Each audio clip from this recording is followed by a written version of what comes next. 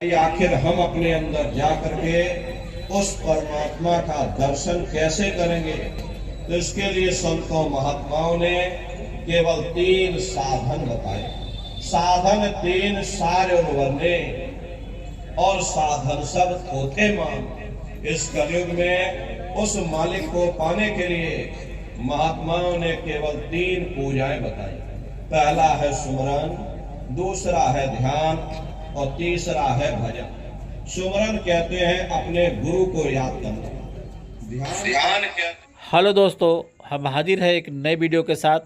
तो दोस्तों, हमारे चैनल पर आप सबका स्वागत है। तो बाबा जय गुरुदेव के शिष्य द्वारा जो है सुनिए उनके उपदेशों को। इस समय हम वहाँ पर मौजूद हैं। कुल 108 बार करिए, दोबारा इसी जगह फिर वापस आ जाओगे। जब आप जय गुरुदेव नाम का उच्चारण करोगे तो दोनों आंखों के मध्य भाग में अपने ध्यान को रोक करके और दाने दाने पर मन ही मन जय गुरुदेव नाम का जाप करिएगा। जिसको आप याद कर रहे हो, एक समय ऐसा आएगा वो अंतर में तुम्हारे सामने प्रकट हो जाएगा।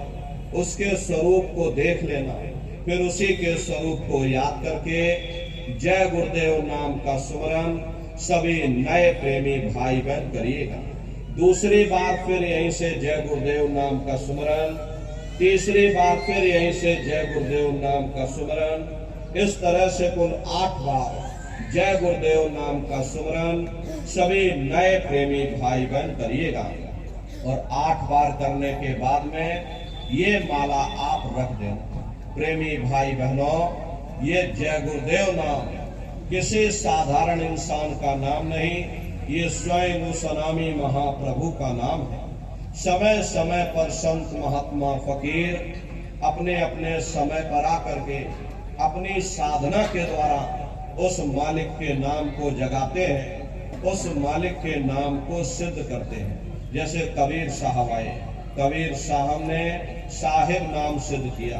गुरु नानक साहब आए, गुरु नानक साहब ने वाह गुरु नाम सिद्ध किया। गोस्वामी जी महाराज आए, गोस्वामी जी महाराज ने राम नाम सिद्ध किया। मीराबाई आई, मीराबाई ने गिरधर नाम सिद्ध किया। सूरदास जी महाराज आए तो सूरदास जी महाराज ने श्याम नाम सिद्ध किया। इसी तरह से हमारे गुरु महाराज जय गुरुदेव नाम सिद्ध करके गए। जय गुरुदेव नाम का जहाज लगा कर गए।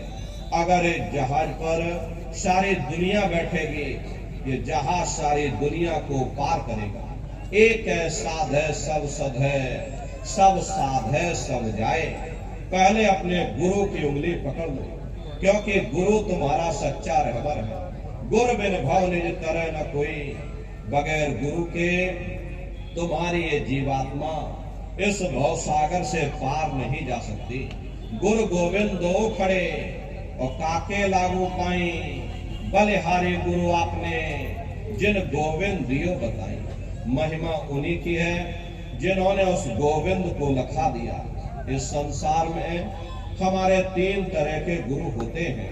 पहले गुरु हमारे माता पिता होते हैं, जो हमें जन्म देते हैं, हमारा पालन पोषण करते हैं, बचपन से हमारे अंदर संस्कार डालते हैं। ये माता पिता हमारे पहले गुरु, पहले भगवान होते हैं। दूसरे गुरु हमारे शिक्षक होते हैं, जो हमें स्कूलों में कॉलेजों में हमें जो भौतिक ज्ञान देते हैं, ये हमारे दूसरे गुरु होते हैं। और तीसरे हमारे आध्यात्मिक गुरु होते हैं, जो हमारी जीवात्मा को इस भव सागर से पार ले जाते हैं। इसीलिए कहा गया है गुरुर ब्रह्मा गुरुर विष्णु गुरुर्देवो महेश्वरा गुरुर साक्षात पर ब्रह्मा तस्मै श्री गुरुवे नमः।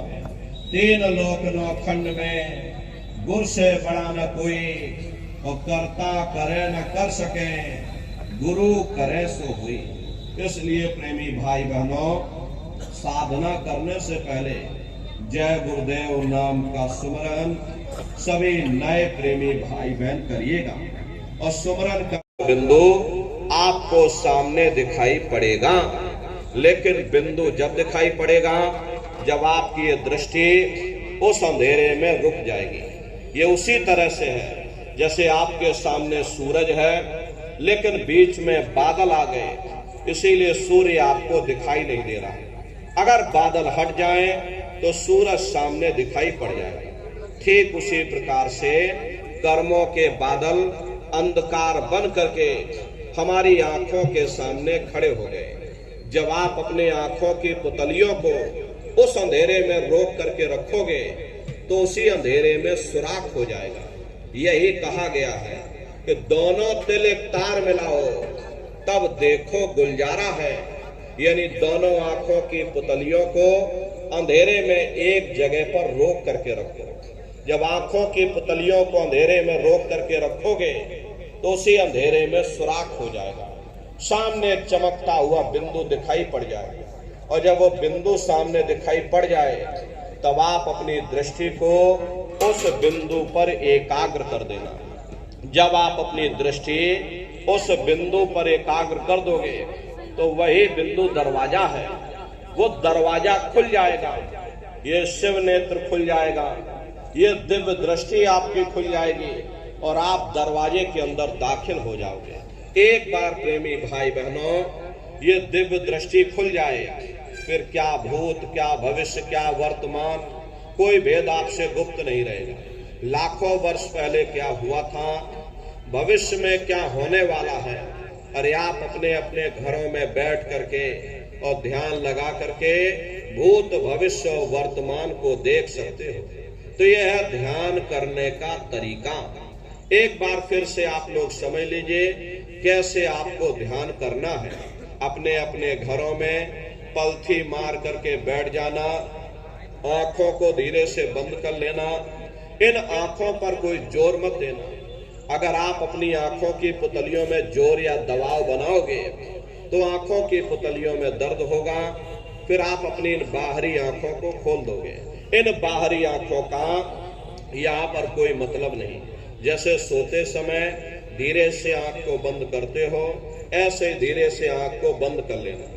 दोनों आंखों के बीचों बीच में दूर सामने देखिएगा, सामने आपको अंधेरा दिखाई पड़ेगा। बस उसी अंधेरे में एक जगह पर आप अपनी दृष्टि को रोकिएगा। उस समय किसी के बारे में सोचना नहीं, किसी के बारे में विचार मत करना, शरीर को बिल्कुल हिलाना नहीं, शून्य हो करके शांत चित्त हो करके निर्विचार हो करके बस आप उस अंधेरे को लगातार देखते रहिएगा। देखते देखते देखते देखते एक समय ऐसा आएगा कि आपकी दृष्टि उस अंधेरे में रुक जाएगी।